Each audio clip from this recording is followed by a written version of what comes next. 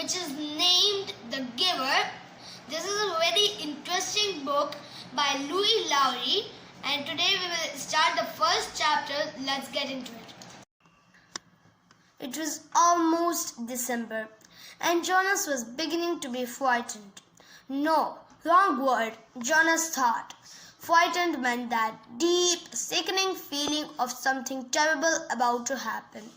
Frightened was the way he had felt a year ago when an unidentified aircraft had overflown the community twice.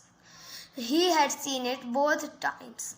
Squinting towards the sky, he had seen the sleek jet, almost a blur at its high speed, go past, and a second later heard the blast of sound that followed.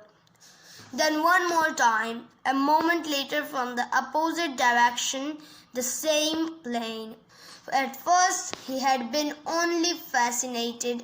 He had never seen aircraft so close, for it was against the rules for pilots to fly over the community.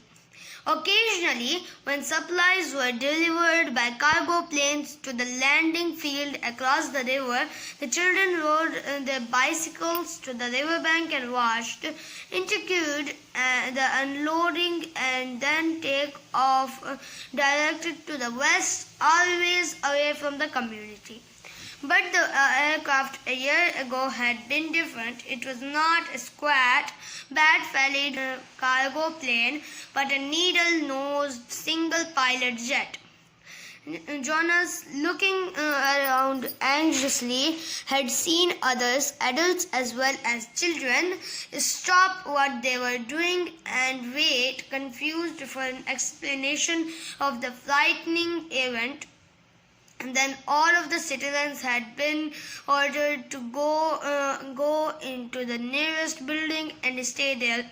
Immediately, the rasping voice through the speakers had said, "Leave your bicycles where they are." Instantly, obediently, Jonas had dropped his bike on the side of the path behind his family's dwelling. He had run indoors and stayed there alone. His parents were both at work, and his little sister Lily was at the childcare center where she spent her after-school hours.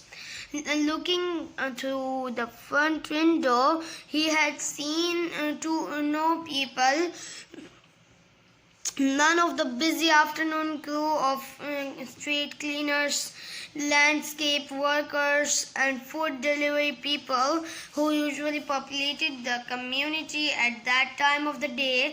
He saw only the abandoned bikes here and there on their sides, an upturned wheel on one which was still revolving slowly.